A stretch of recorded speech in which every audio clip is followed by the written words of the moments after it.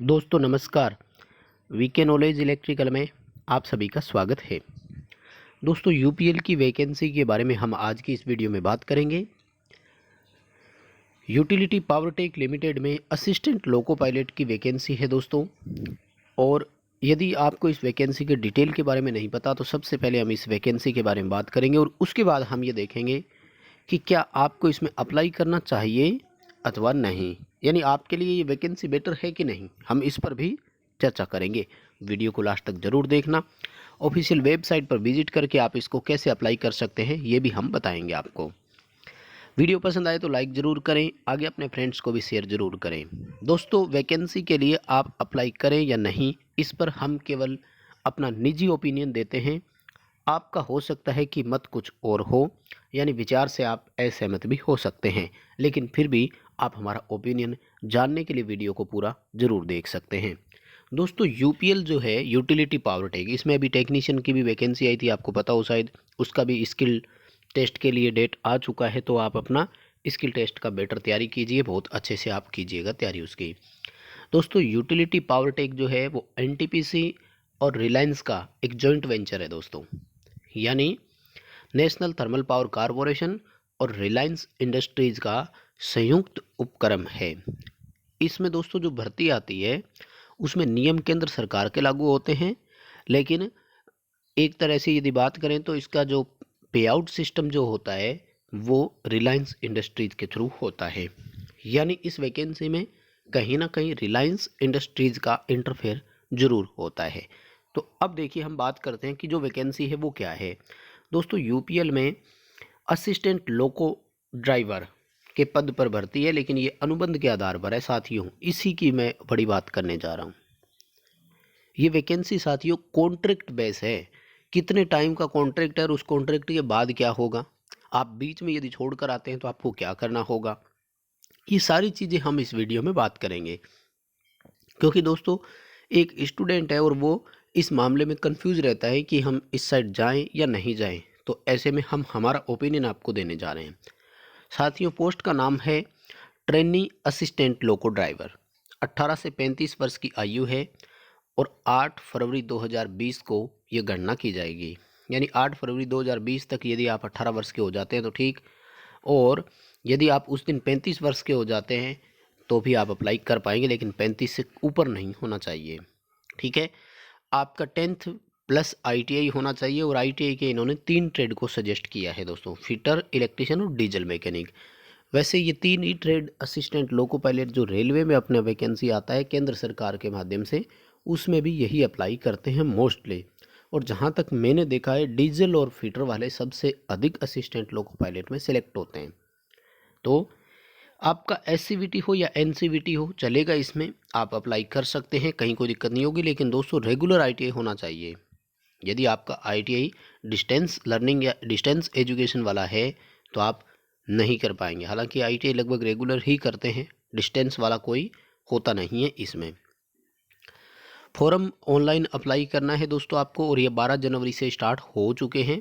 1 फरवरी 2020 इसके लिए last date रहेगा शाम के 6 बजे तक। साथियों अब देखिए सबसे पहले बात करेंगे कि एनटीपीसी बार्ड जो पटना यानी बिहार में है, तो वहाँ का अगर कोई भी कैंडिडेट है तो उसको प्रायोरिटी दी जाएगी, पॉइंट नंबर 1। ठीक है ना।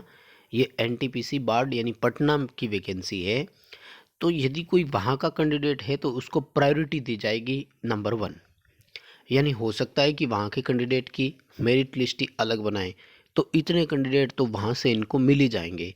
इसलिए नंबर 1 मेरा ओपिनियन कि यदि आप बाढ़ डिस्ट्रिक्ट पटना का जो है, बाढ़ के आसपास का डिस्ट्रिक्ट पटना, तो आप वहाँ से अप्लाई ज़रूर करें।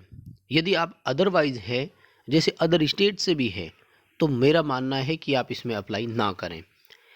और अगर मैं दूसरा आपको ओपिनियन दूं दोस्तों, तो वो ये है कि यहाँ पर 5 वर्ष के लिए ये आपका कॉन्ट्रैक्ट किया जाता है।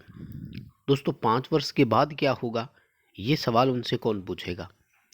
मान लीजिए कि 5 वर्ष आपने सर्विस करने के बाद 6ठे वर्ष में आपका कॉन्ट्रैक्ट समाप्त कर दिया जाता है, और यदि आपको वहाँ से निकाल दिया जाता है तो क्या होगा, ऐसा हमने कभी नहीं सोचा साथियों। क्योंकि 5 वर्ष से पहले यदि आप छोड़ करके आते भी हैं तो दोस्तों 6 लाख रुपए का बॉन्ड प्लस आपको इस पर जीएसटी जो भी लगता है वो आपको देना पड़ेगा। यानी जितना लगभग आपका पे आउट मिलता है, मान लीजिए सर्विस लेंथ बड़ी हो जाती है तब तो कोई प्रॉब्लम नहीं होगी क्योंकि आपको इतनी वहाँ से सैलरी मिल भी जाएगी। लेकिन यदि आप जस्ट 1 वर्ष बाद ही नौकरी छोड़ना चाहते हैं, मान लीजिए किसी और सरकारी विभाग में आपका चयन हो जाता है, तो फिर आप छोड़ करके वहाँ से आएंगे तब आपको ये पैसे भरने पड़ेंगे। हाँ, लेकिन यदि आप 4 साल की सर्विस के बाद छोड़ करके आते हैं तो दोस्तों उस समय तो आपको इतनी प्रॉब्लम वहाँ से नहीं आएगी। हालांकि सिलेक्शन कोई मेरिट बेस पर दोस्तों नहीं होगा, इसमें सिलेक्शन के लिए भी आपको एग्ज़ाम देना होगा। 2 घंटे का आपका एक ऑब्जेक्टिव यानी एमसीक्यूज टाइप की परीक्षा भी होगी, उसका एक मेरिट लिस्ट बनेगा और मेरिट लिस्ट के अकॉर्डिंग आपको सिलेक्शन भी दिया जाएगा। वहीं सिलेक्शन के बाद आपको 90 डेज़ की ट्रेनिंग दी जाएगी। ट्रेनिंग के दौरान आपको 7,000 रुपये मात्र सैलरी दिया जाएगा। ठीक है दोस्तों, लेकिन 5 वर्ष का ये एक तरह से कॉन्ट्रैक्ट है। उसके बाद क्या होगा वो भी देखिए।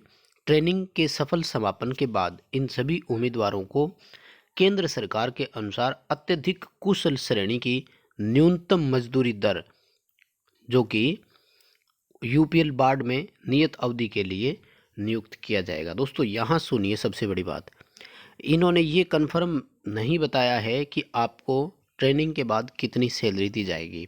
इन्होंने केवल ये लिखा है अत्यधिक कुशल श्रेणी। साथियों होता क्या है कि केंद्र सरकार ने लेबर यानी श्रमिक जो होते हैं उनके लिए 4 तरह की कैटेगरी बना रखी है। सबसे पहला है हाई स्किल्ड, उसके बाद में है स्किल्ड, फिर है सेमी स्किल्ड यानी अर्धकुशल और उसके बाद में है अनस्किल्ड। 4 कैटेगरी बना रखी है। और साथियों इनकी पे आउट यानी सैलरी जो है वो कोई बहुत ज़्यादा नहीं है। राजस्थान में तो 225 रुपये से स्टार्ट होती है, फिर लगभग 10-10, 20-20 रुपये और मिलते हैं। और हाईली स्किल्ड जो है इसकी लगभग 350-400 रुपये पर डे के अकॉर्डिंग होती है। इसमें से भी संडे की सैलरी नहीं मिलती, संडे काट लिया जाता है। तो जहाँ तक मुझे लगता है इन्होंने भी ये लाइन लिख करके यही चीज़ को समाप्त कर दिया कि केंद्र सरकार के द्वारा जो हाई स्किल्ड लेबर होती है उसको जो पे मिलेगा वही आपको मिलना है। ठीक है, तो ये आप ज़्यादा से ज़्यादा 15,000 के आसपास मान सकते हैं दोस्तों। 20,000 होगा, इससे अधिक सैलरी भी मुझे नहीं लगता कि इसमें आपको मिलने वाली है। तो जहाँ तक मेरा मानना है आप इसको इग्नोर ही करें, क्योंकि दोस्तों एक तो सबसे बड़ी चीज़ क्या है ना कि कॉन्ट्रैक्ट है दोस्तों। कॉन्ट्रैक्ट में क्या है कि आपके मन में एक चीज़ तो है ना कि मैं तो यहाँ टेम्पररी हूँ, मैं तो यहाँ स्थायी अस्थायी हूँ, मेरा कोई परमानेंट जॉब नहीं है।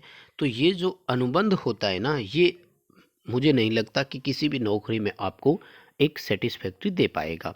संतुष्टिकरण आपको तभी होता है दोस्तों। और दोस्त देखिए, जब ये आप सर्विस करोगे तो उसके बाद किसी और नौकरी में सिलेक्शन होना भी थोड़ा सा कठिन हो जाता है, क्योंकि आपका तैयारी का जो लेवल है, एक तो तैयारी छूट जाती है, फिर रेगुलर आप पढ़ाई कर नहीं पाते हैं। दोस्तों ये तो था मेरा ओपिनियन, आप अपनी सुविधा के अनुसार देख सकते हैं। अप्लाई करना चाहें तो आप कर सकते हैं। वीडियो पसंद आया तो लाइक ज़रूर कर दें, अपने फ्रेंड्स को भी आगे शेयर ज़रूर कर दें।